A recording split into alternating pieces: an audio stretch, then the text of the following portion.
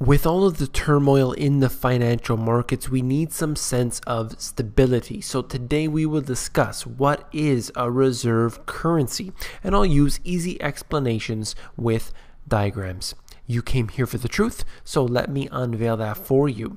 I want to break this down today and get into exactly why it's important and why it's going to change. Let's look at this right here from my book in my chapter on reserve currencies. I knew that it was so important, so I included an entire chapter on it. So the quote from Hayek said, "Practically all governments of history have used their exclusive power to issue money to defraud and plunder the people. We have seen this specifically with the Federal Reserve. Since 1913, the value of the dollar has declined dramatically, and of course, this puts a huge burden upon the public as real goods become more expensive." The highlighted portion near the bottom says, "A reserve currency is the international unit for pricing of products such as gold, oil, and corn."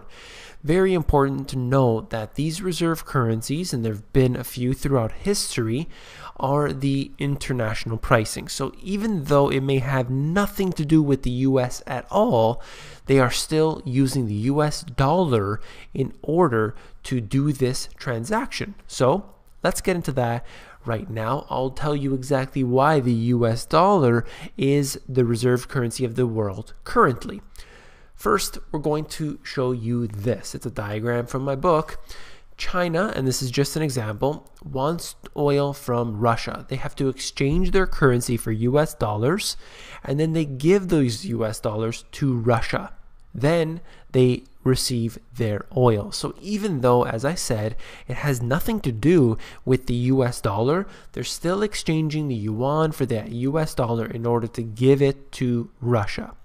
Why is this the case? Well, the reason a reserve currency is used is because it is seen as being stable. When you're doing international trade, you want this sense of stability because you need to predict 3 months, 6 months, a year, and further on into the future that you will have these stabilities. Because of course, these agreements that these countries sign are not for the next day. They may be for years down the road. So we need to ensure stability. So that's exactly why a reserve currency is chosen in the first place. And this is the burden, though, that it puts on any particular nation. I'll get into more of that shortly, but I just wanted to show you another way of showing you this diagram. And it's a similar situation here, but even more simple. And you can see the flags being used to represent the countries. Russia does an exchange with China. So they are interacting between each other, and off to the west over here, we have the US. Now, they're not part of this exchange at all, really. They're not dealing with the oil, and essentially, they're not the one transacting between these two.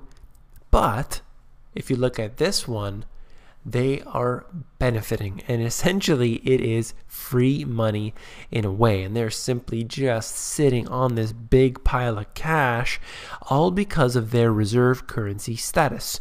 The petrodollar, for example, is something that makes them incredibly successful at what they're doing.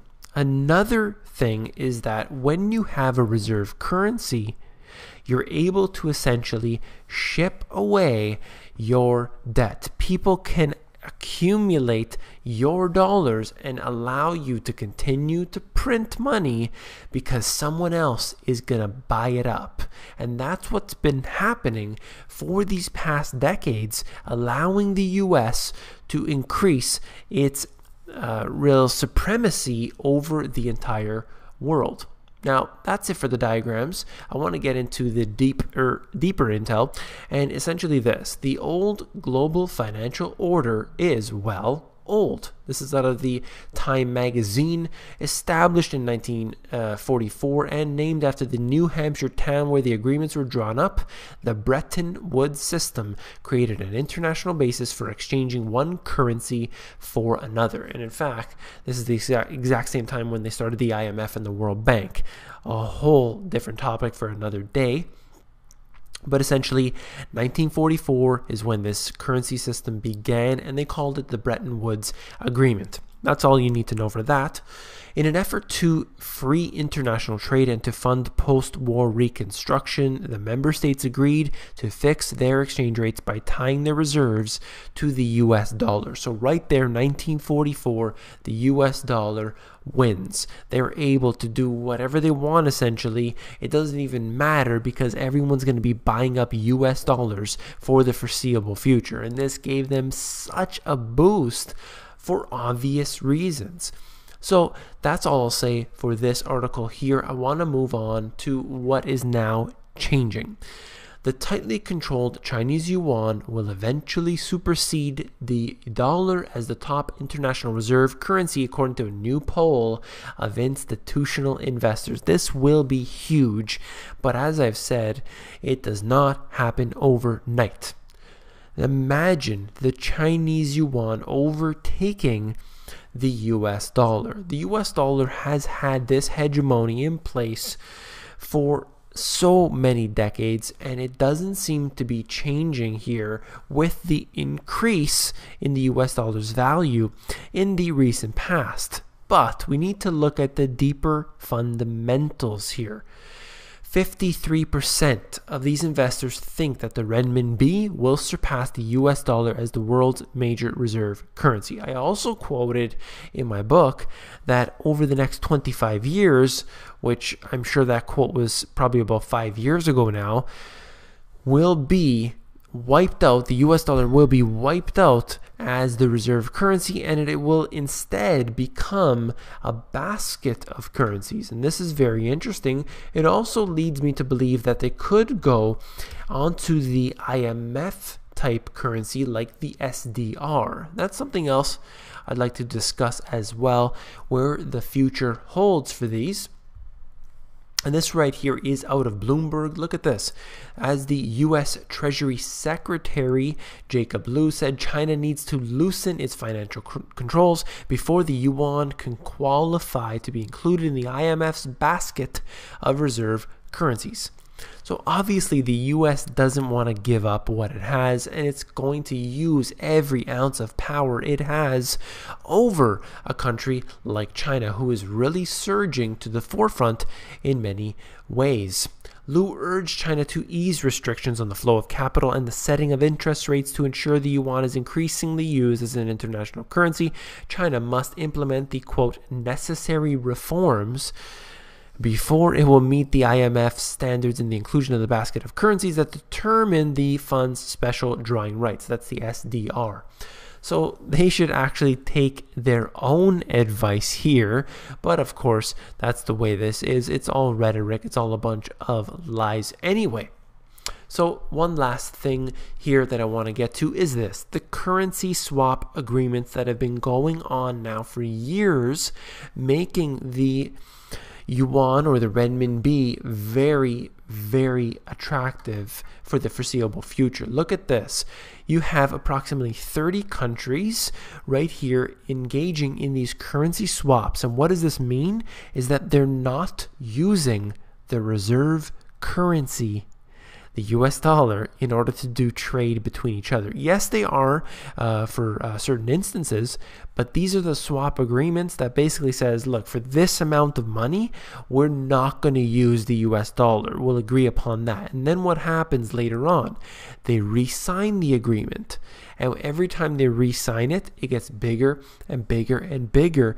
And we can see this especially with Russia, their partner in crime here, all doing what it takes essentially to build each other up and form their own alliances with other countries as well. And this is bringing the US dollar down. Yes, it's up currently, but it is not really looking good down the road. This is obviously something. There are short-term, there are mid-term, there are long-term things to look at, and we can obviously see that the long-term, let's say the longevity of the US dollar is going to be hurting. It is suffering. And this is a very clear indicator of that. So if you want to know the value of the yuan, if you want to know where it's headed, look at the currency swaps, keep your eye on them, because this is ultimately going to determine the next reserve currency and if China really deserves a place within this basket of currencies. And of course, it seems like it is going in that direction. Now, will the quote-unquote redback be itself the next reserve currency? I don't see it heading there, at least yet. They will probably have to go with a basket of currencies and use some sort of international, supranational organization like the IMF to make those judgment calls, because that allows an unelected set of technocrats, the technocratic elite, as I like to call them, to make the decisions. They will call the shots. And of course, just as always, the individual citizen will lose some of their liberty, some of their ability to make decisions with their money and everything that goes on within the governments over the financial decisions.